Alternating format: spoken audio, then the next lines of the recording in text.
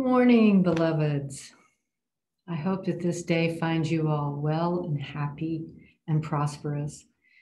It's a gift to be with you this morning, and I want to say special thanks to all the hearts and the hands that come together to make this service possible.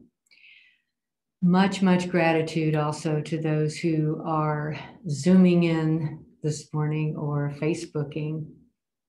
Thank you so much for being with me and with this community. I know that Reverend Jenna and Reverend Nadine have been talking about the first 4 chapters of Science of Mind, the thing itself, the way it works, what it does, and how to use it. This morning, I really want to go back to the beginning, to the source, because once we have the source and we understand and recognize who we are, then everything else falls into place. As Dr. Holmes wrote, Dr. Holmes being the founder of Science of Mind, each state of consciousness taps the same source but has a different receptivity. Each receives what they ask for according to their ability to embody. The universe is infinite. The possibility of differentiating is limitless. We live in a limitless universe. Now, understand, please, that it doesn't matter whether you believe in God or not. God is simply a word, and you have attached your own meaning to it. It doesn't matter because you matter, and your soul has called you here. Your soul has set its own agenda, and it is witness to the life you create and how you respond to your life. So I invite you this morning to release any preconceived ideas or notions or any anticipation of the morning and be with me in this moment. Because if you are here for the first time, you have stumbled into a community that knows who you are, a community that knows the truth of you, that the one life is connected to all the universe. So you're already family as soon as you opened up that Facebook page. Dr. Holmes also writes that we should think of our lives as an ever-increasing awareness, an ever-growing and expanding consciousness, a never-ceasing progress of individual and collective evolution. Evolution happens as you begin to start asking questions and uncovering the truth for yourself, not what somebody else has told you to believe. So what do you really believe? It is the process of discerning the truth in the world around you and your community and continually reaching higher and higher peaks of awareness that Maslow calls self-actualization and Carl Jung calls individuation, the goal of life. For me, when I started exploring in earnest religion and philosophy and spirituality, I was fortunate enough to have a friend introduce me to Science of Mind. In the early 90s. So through this study of Science of Mind, I found myself continually expanding my consciousness and wanting to know more and more and more. And for me, this was a revelation. And by the way, revelation is something revealed or disclosed, especially a striking disclosure, as of something never realized before. One of the original meanings in French was to lay bare.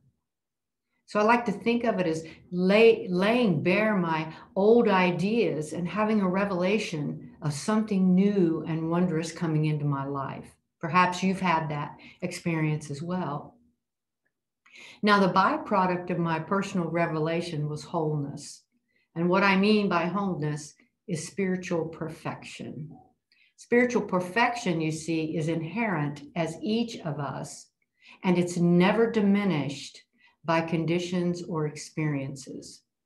With an awareness of this truth comes a wholeness as spirit. It enables us to accept the moment at hand as perfect just the way it is, knowing that nothing is ever missing in our connection to the source, that our source never plays favorites, and in our connection also to one another. We are all one.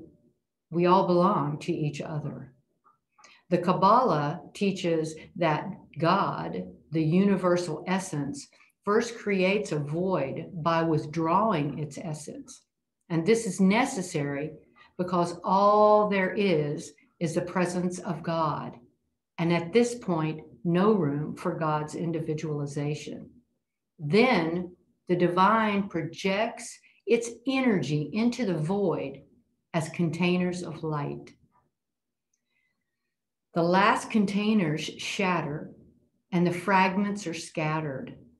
Our work as spiritual seekers is to recognize that we are the individualization of divine light, and to gather these fragments together to recognize the oneness and the connection of all.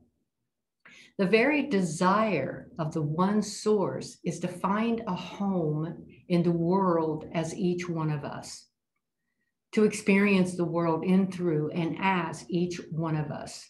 Therefore, as we discover the shards of light, the flashes of illumination in our everyday experience, what happens is we create that home within ourselves, you and me. We create heaven on earth, because what you are seeking is seeking you. This, to me, really is a revelation. However, the paradox is that through our daily living, we forget the truth of who we are. I want to share with you an ancient Gnostic story / poem titled The Hymn of the Pearl. The hero of the tale is a young prince who's the absolute delight of his parents, the king of the east and the queen of the dawn. One day, the prince is lovingly outfitted with provisions and sent on a voyage to Egypt. His task, a hero's journey, is to find the one pearl that lies in the sea next to, of course, a very loud-breathing serpent. Upon his return with the hard-won prize, he will become heir to his parents' kingdom. So the young prince makes the difficult journey to Egypt and settles down near the serpent's lair, hoping to catch the pearl while the beast lies sleeping. In the meantime, he puts on Egyptian clothes so as not to look suspicious, and the locals take him in and give him food. As soon as he eats the food, he forgets that he's the king's son. He loses all memory of the pearl and sinks into a very deep sleep. Meanwhile, his parents anxiously intuit what's happening from afar and are beside themselves with worry. They write a magical letter to arouse the prince from his sleep and to remind him of who he is and to remind him of his purpose of his journey, which is to get the pearl, to return home, and take his place in the kingdom as a noble who can rule with kindness and wisdom and compassion. The letter takes the form of an eagle, which flies to their son and speaks the message of truth. At the sound of the wings thrumming and its beautiful voice, the young prince awakes and remembers who he really is. He realizes that the words of the letters are already written in his heart, within him as his true nature. And he heeds the guidance of his own heart the wisdom of his own heart. At once, he charms the serpent without any difficulty, snatches up the pearl, strips off his Egyptian clothing, and turns towards home. The magic letter guides him with its love. And at the journey's end, the prince has matured. He has found the pearl to be beyond price. It is his own divine nature. And the immature aspects of false identity are gone. Now he is ready to be a wise leader. Whether you realize it consciously or not, the experiences of your daily life are a form of feedback about whether you are going deeper to a state of awareness of your own spirit, of your own natural, inherent, divine identity, or further away from it. Howard Thurman, one of my very favorite writers, wrote that there is something in every one of you that waits and listens for the sound of the genuine in yourself. It is the only true guide you will ever have. And if you cannot hear it, you will all of your life spend your days on the ends of strings that somebody else pulls. If you operate from a mind that keeps you running in circles or falling asleep to your divinity, or if you are no longer listening to your heart and your soul, then what happens is you no longer become available for your good. All your decisions, choices that you make will not be from the divine essence of who you are, but from what is happening on the human plane. It means that you have forgotten who you are. You have forgotten the wholeness you were born with, and you are sleepwalking, unavailable to conscious choice and the infinite possibilities that each moment of your life contains. So we must together, on a continual basis, ask ourselves the question, who am I? Just like the prince who finally discovered the truth of himself through what he had known in his heart all along, he was able to tame the serpent of false beliefs. And just like the prince wore different clothes to hide his identity, how do you hide yours? Have you forgotten who you are? That you are a law unto yourself, and what you believe within will be both the lens through which you view the world and the attracting force by which countless experiences will be drawn to you, through you, and as you. You have more power to create and influence your life than you ever imagined. In fact, you are creating your life in this very moment by being here and by your inner beliefs. Also by your hidden beliefs and your thoughts that you are choosing to accept this morning. Your thoughts and beliefs are not merely inner perceptions and attitudes, but are actual physical vibrations of energy as real as the floor below you and the clothes you are now wearing. You see, one of the traps that we fall into as human beings is believing that wholeness is a human condition, which we will one day arrive at, where there will be no pain and no challenges and no disease and no dysfunction and no dark nights of the soul, a place where there is nothing but peace and love and light and pleasure. As we all mature spiritually, we learn that it doesn't mean that at all.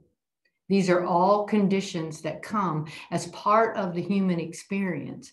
As long as you reside in these earthly garments, of flesh and bone. You will be subject to the human condition. Every master teacher I have ever studied has had to contend with the challenges of being human. What did they know that we have yet to learn? That wholeness is a state of being, not a condition. So you are already whole, and you are part of larger and larger circles of wholeness that you may never discover in this lifetime, that you are indeed connected to. You're never alone, and you already belong. You belong to humanity, and you belong to life. Never forget who you are. Practice every day the realization of this truth and step into your true identity. Recognize the serpents in your life, those false beliefs, and begin to work with them and understand that you indeed belong to this moment, to this breath. Breathe in this truth, for truly your name is beloved. Let us go into prayer.